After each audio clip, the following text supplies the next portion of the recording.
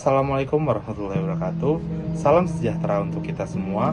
Perkenalkan, nama saya Muhammad Fauzan dari Prodi Manajemen Pendidikan 2020. Pada kesempatan kali ini, saya ingin memaparkan materi tentang kualitas pelayanan dalam memenuhi tugas ujian tengah semester mata kuliah Manajemen Mutu Terpadu yang diampu oleh Pak Mas Duki.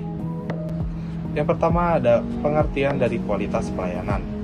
Para petugas pelayanan merupakan ujung tombak perusahaan. Pelayanan akan berhadapan langsung dengan pihak pelanggan. Petugas pelayanan ini tidak harus mampu bertindak sebagai komunikator atau mediator, tetapi sekaligus harus mampu menambahkan citra positif bagi perusahaan, dan juga harus memiliki kemampuan dalam membantu perusahaan memahami bahwa pelanggan adalah aset penting yang harus dipelihara dan dipertahankan keberadaannya. Persepsi konsumen terhadap kualitas merupakan suatu hal yang sulit dipahami. Bahkan, pemahaman tentang kualitas sering disalahartikan sebagai sesuatu yang baik, kemewahan, keistimewaan, atau sesuatu yang berbobot. Kualitas dapat dipandang secara luas sebagai keunggulan atau keistimewaan dan dapat didefinisikan sebagai penyampaian layanan yang relatif istimewa terhadap harapan pelanggan. Jika perusahaan melakukan hal yang tidak sesuai dengan harapan pelanggan, berarti perusahaan tersebut tidak memberikan kualitas layanan yang baik. Kualitas layanan menurut Gotch dan Davis adalah kondisi dinamis yang berhubungan dengan produk, jasa, sumber daya manusia, proses, lingkungan yang memenuhi atau melebihi harapan. Sedangkan kualitas layanan menurut Lewis dan Boom adalah sebagai ukuran seberapa bagus tingkat pelayanan yang diberikan mampu sesuai dengan ekspektasi konsumen. Kemampuan memberikan pelayanan secara profesional merupakan tuntutan yang tidak dapat ditawar lagi, mengingat konsumen dalam hal ini selalu berada pada posisi yang dirugikan. Hal tersebut diperkuat dengan telah dilakukannya Undang-Undang Nomor 8 Tahun 1999 tentang Perlindungan Konsumen, yang pada dasarnya mengatur hak-hak konsumen di mana konsumen harus diperlakukan atau dilayani secara benar dan jujur, tidak diskriminatif, serta untuk didengar pendapat dan keluhannya atas barang dan jasa yang digunakannya. Lalu ada tujuan kualitas pelayanan. Kualitas pelayanan bisa menjadi sarana mempererat hubungan batin antara pengusaha dan konsumen. Saat harapan dan keinginan terpenuhi, konsumen akan merasa dihargai di tempat usaha tersebut. Konsumen merasa uang yang dibelanjakan sebanding dengan keinginan dan harapannya.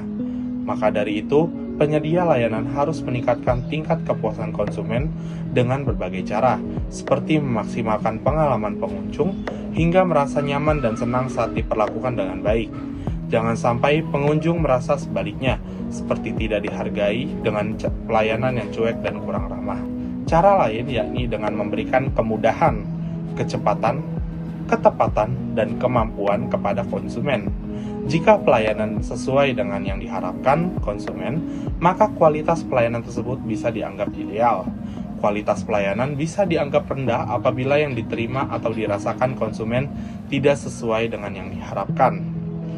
Kualitas pelayanan bisa dimaksimalkan melalui berbagai cara, seperti selalu bersikap sopan, ramah, dan profesional. Semua pekerjaan harus kompak memiliki perasaan agar bisa menjaga profesionalitas. Kualitas pelayanan bisa dimaksimalkan melalui berbagai cara, seperti selalu bersikap sopan, ramah, dan profesional. Semua pekerja harus kompak memiliki perasaan agar bisa menjaga profesionalitas. Meskipun tidak semua konsumen bisa belanja dengan sikap baik, sebagai pemilik usaha harus tetap menjaga kualitas pelayanan. Dengan demikian, kualitas pelayanan bisa menjadi nilai lebih. Kualitas pelayanan sangat penting dipahami karena berdampak langsung pada citra sebuah usaha. Kualitas pelayanan yang baik akan sangat menguntungkan usaha. Jika sebuah bisnis sudah mendapat nilai positif konsumen, maka konsumen tersebut akan memberikan umpan balik yang baik, serta dapat menjadi pelanggan tetap atau repeat buyer. Tentu hal ini akan berpengaruh besar terhadap kelangsungan usaha. Lalu selanjutnya ada fungsi kualitas pelayanan. Kualitas pelayanan memiliki fungsi untuk memberikan kepuasan sebesar mungkin kepada konsumen. Terlepas konsumen dapat menerima dengan baik atau tidak, setiap pengelola usaha memiliki kewajiban untuk menjaga kepuasan tersebut. Sesuai dengan fungsi kualitas pelayanan, Fungsi kualitas pelayanan yakni untuk memberi perasaan nyaman dan puas kepada konsumen. Dengan demikian, konsumen akan memiliki rasa bahagia saat melakukan kunjungan ke tempat usaha kedua atau bahkan lebih. Hal ini berdampak positif terhadap citra usaha di mata masyarakat luas.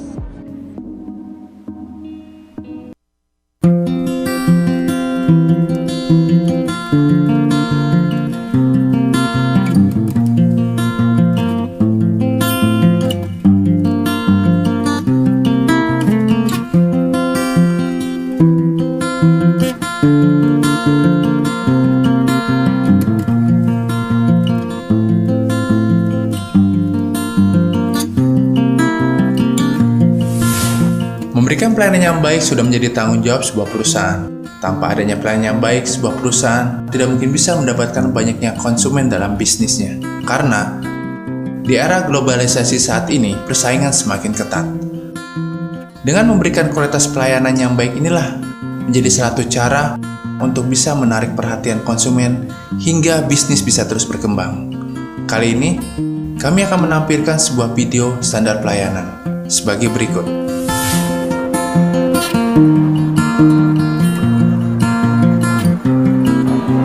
PCP Sorata.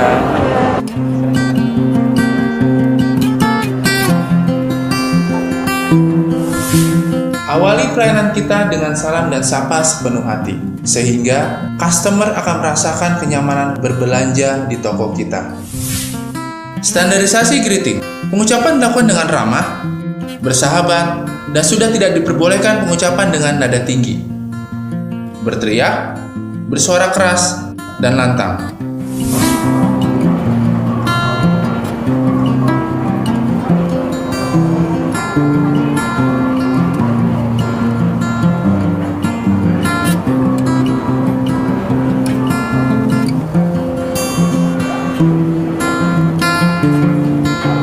Selamat pagi Kak, dengan saya Arman, ada yang bisa saya bantu Kak? Untuk setel ini ada warna apa aja ya? Oh, kebetulan itu satu warna aja Kak, warna hitam. Ukurannya ada ukuran S, M, dan L. Saya ambil S-nya aja kali ya. Ya udah sebentar ya Kak, saya ambil dulu produknya Kak. Standarisasi greeting dalam menawarkan produk. Sebutkan detail produk dalam satu artikel.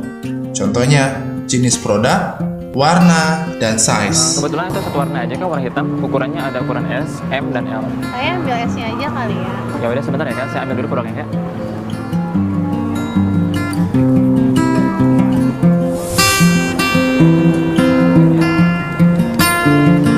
Ini Kak size-nya, warnanya warna hitam, ukurannya S. Boleh saya cobain Mas? Mau pengen cobanya? Oke, Mas ke sana. Mari saya antar Kak.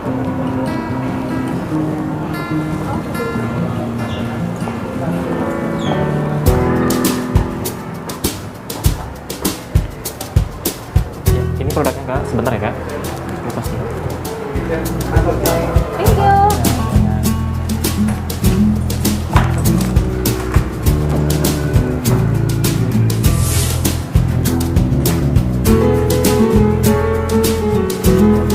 Gimana Kak, produknya sudah coba Kak? Saya ambil ini ya. Ini aja ya. Mari Kak, saya antar ke kasiran.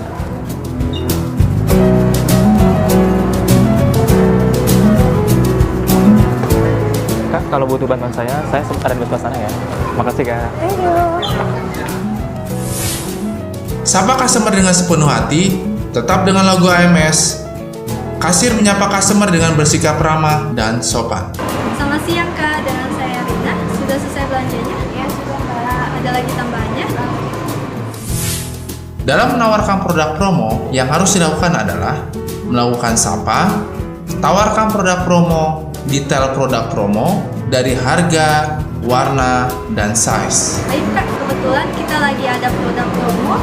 Beli 269.000, Kakak hemat 49.000 dari harga 20. Boleh lihat ini ya?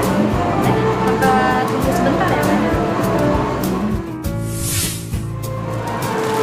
Produk promo ini Ya ini saya ambil ya. Tawarkan di member agar customer mendapat kemudahan saat berbelanja. Jika sudah menjadi member, lanjutkan dengan memberitahukan total poin yang sudah dimiliki saat ini. Jika belum, informasikan secara detail. sudah menjadi member Kak? Sedikit informasi ya Kak, setiap pembelanjaan 500.000 Bapak sudah bisa menjadi member di Kakak dan mendapatkan poin 5. Setiap transaksi 100.000, Kakak mendapatkan 1 poin. Dan jika total poin Kakak mencapai 15 poin, bisa Kakak tukarkan dengan voucher sebesar 5 poin. Total belanjanya berapa ya, Pak? Jika sudah menjadi member, lanjutkan dengan memberitahukan total poin yang sudah dimiliki saat ini. Sudah menjadi member, Kak? Sudah. Tolong cekin total poin saya dong, Kak. Boleh dibantu dengan nomor telepon? 831 Total poin Kakak 8 poin ya, Kak?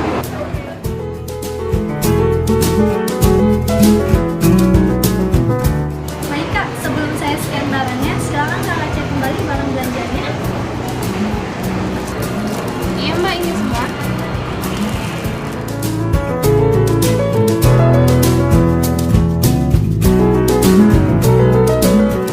Saya ulang kembali ya, Kak. Kuantitinya ada 3. Yang pertama ada dress berwarna hitam ukurannya M. Ada 2 t-shirt ukurannya M, warnanya orange dan ungu. Betul, Pak.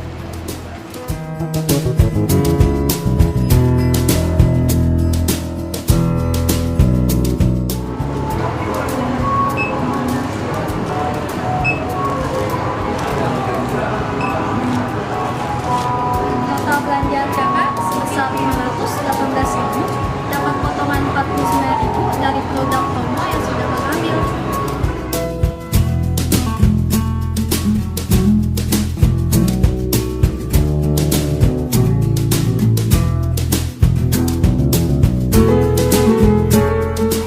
Bayarnya mau debit, kredit, atau cash, Kak? Aku cash aja, Kak. Ini ya, Bos. Uangnya 550.000 ya, Kak?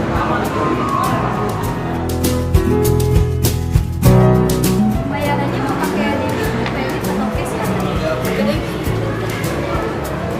Atas nama Lapila ya, Kak? Totalnya 229.000 ya? Boleh minta ini, Kak?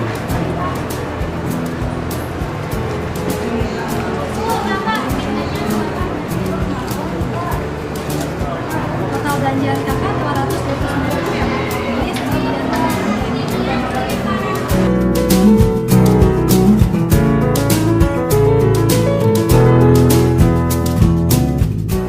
sedikit informasi ya, Kak. Barang yang Kakak ambil ini barang wajib, di mana cara pencuciannya ini tidak boleh disikat dan tidak boleh ditimbun, agar tetap terawat dengan baik.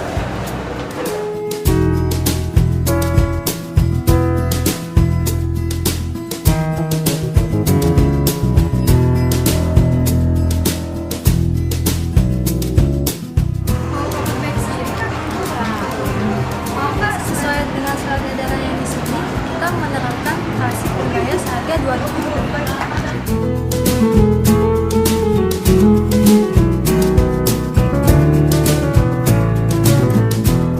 Maaf, Kak, saya sarankan uang plastik agar cepat untuk gunakan pada saat belanja diskon, Kak.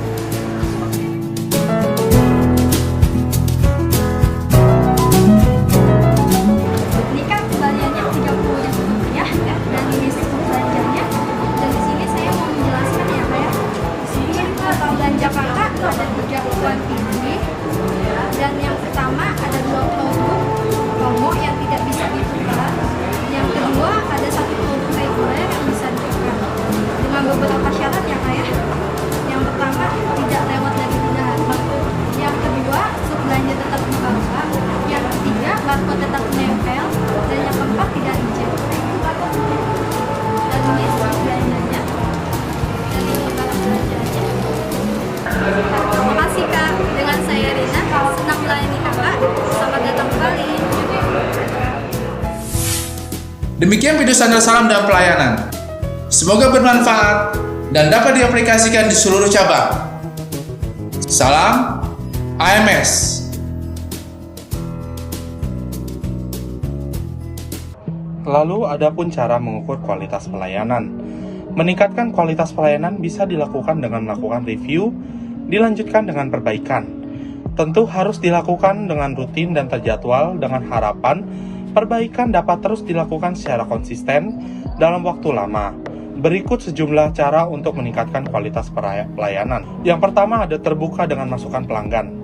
Melakukan survei pelanggan dapat dilakukan untuk mendapat ulasan, pendapat, kritik, saran, atau masukan. Tentu survei yang dilakukan jangan menggunakan manual seperti ujian kertas. Survei dapat dilakukan dengan cara lebih modern dan menyenangkan mengikuti perkembangan zaman. Misal, pengunjung dapat memberi ulasan melalui Google Analytics, Instagram, Facebook, Twitter, atau media sosial lainnya. Penyedia jasa dapat mengemas survei dengan iming-iming diskon atau potongan belanja dalam periode tertentu. Masukan dari pengunjung ini dapat menjadi hal penting untuk kemajuan perusahaan. Informasikan bahwa survei dilakukan dengan rahasia. Artinya, pengunjung yang mengisi survei harus dijamin identitasnya.